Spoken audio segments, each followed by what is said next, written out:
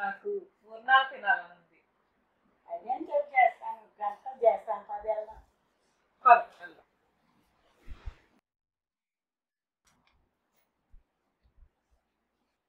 పెద్దమ్మా ఏమేం కావాలి?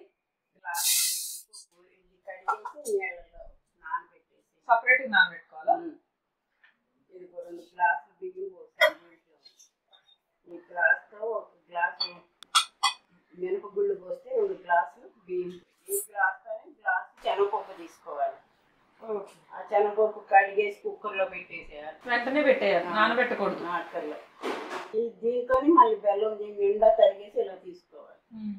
తీసుకుని అది అయిపోగానే కుక్కర్ విజిల్ 3, 4, 5 రానిచ్చేసి అది నీరు లేకోకుండా ఒక వడేసే గిన్నెలో పోసేయాలి. పప్పు విజిల్ పెట్టాలి పెద్దమ్మా. పప్పు కుక్కర్లో వేసేసుకుని పప్పు కుక్కర్లో పొంగిపోకుండా ఏమైనా టిప్స్ ఉన్నాయా పెద్దమ్మా? ఎక్కువ ఎసరు పెట్టుకుంటే ఎక్కువ తగినంత పెట్టుకోవాలి. ఎన్ని విజిల్స్ కావాలి? 5 విజిల్స్ వస్తే సరిపోతుంది. ఇంట్లో వేసి మేము పప్పు రుబ్బాలి. ఆ బియ్యం మిక్సీలో వేసుకుని పిండి చేసుకోవాలి. సపరేట్గా చేసుకుని 2 కలిపేసి ఉప్పేసి ఇక్కడ పెట్టుకున్నాను. ఓకే, మనము దోశ పిండికి కలిపి పడతాం, కానీ ఇక్కడ సపరేట్గా మిక్సీ కానీ గ్రైండర్లో కానీ వేసుకోవాలి. దీనిలో కొంచెం బెల్లం వేసుకోవాలి, పైన కొంచెం పూతలో కొంచెం తీర్థం రావడానికి.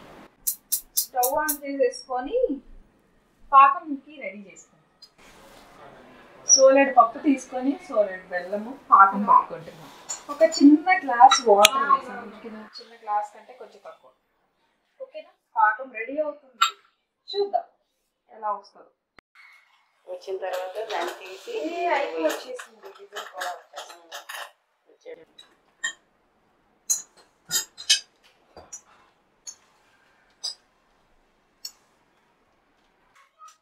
పప్పు మెదుపుకున్నాం మంచిగా. యాలకులు ఉన్నాయి. దంచడానికి ఏది? దంచడానికి ఇక్కడ ఉంది. మెదకులు దంచేసుకుందాం. ఇప్పుడు నేను అర్జెంటుగా పూర్ణాలు తినాలి, అందుకే తొందరగా దంచుతున్నాను. నా పని, నాకు చెప్పిన పని నేను పర్ఫెక్ట్గా తొందరగా చేసేస్తాను. పెద్దమ్మా, పూర్ణాలు మీరు ఏ వయసులో తిన్నారు? 10 ఏళ్ళు వచ్చిన దగ్గర నుంచి తిన్నాను.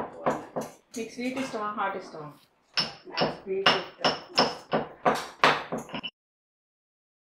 ఇలా ఉండపాటు వచ్చేయాలి. దీంట్లో వేసి పప్పు వేసేస్తామా? పెద్దమ్మా, నేను చేశాను మొన్న ఒకసారి, అంటే పోయిన నెలలే చేసినప్పుడు ఏం చేశానంటే ఉడకబెట్టాను కదా పప్పు, నీళ్లు కొన్ని ఉంటాయి కదా, ఇందాక మీరు వడకట్టారు కదా, నేను అలానే పొయ్యి మీద పెట్టి బెల్లం వేసేసాను కదమ్మా. అవి వడకొట్టేసి పొయ్యి మీద మళ్ళీ దీన్ని గిన్నెలో వేసేసుకుని అలా కూడా చేయొచ్చు. అలా కూడా చేయొచ్చు. ఇలా చేస్తేనే త్వరగా పని అవుద్ది. అది అడుగంటుకోను దాన్ని తిప్పుకోదని చెయ్యచ్చు. ఆకిలాగా అందుకని కదా ఓల్డ్ ఈజ్ గోల్డ్ అనేది. మేమేదో అయ్యి ట్రై చేస్తాం కానీ రావు. ఇలా పెద్దోళ్ళ దగ్గర నేర్చుకుంటే అన్నీ వచ్చేస్తాయి. అదేమి జావాయింది మనకి. ఇది చాలా జారుగా ఉంది కదా, చాలా టైం పడుతుంది.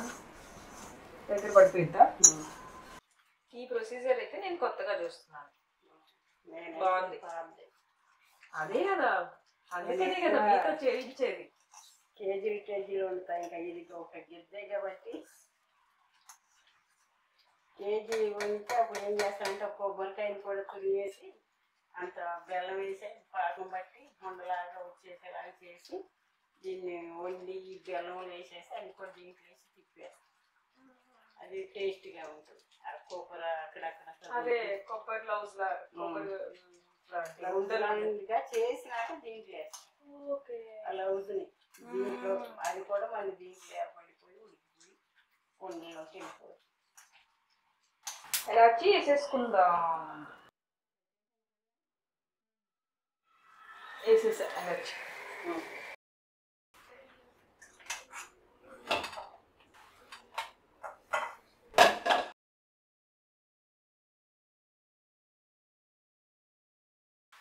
పెద్దమ్మ మీకోసం కళాయి రెడీ. అలా చేస్తాను. ఉండలు చుట్టనా ముందు పొయ్యి మీద ఇది పెట్టే కళాయి పెట్టేసుకుంటున్నాను.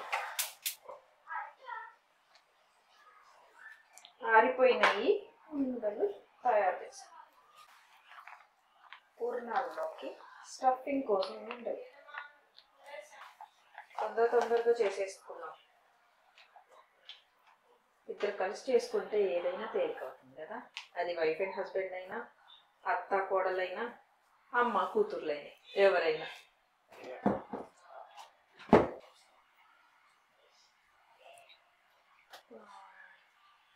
అసలు 5 నిమిషాలు అన్ని టప్ప వేసేటట్టున్నాను.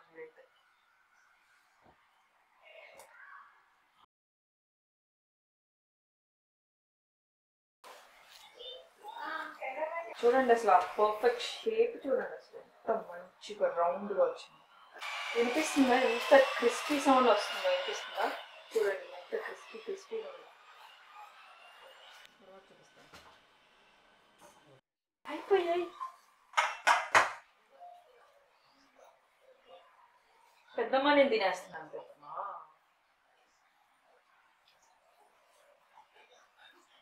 ఇలా నెయ్యి వేసుకొని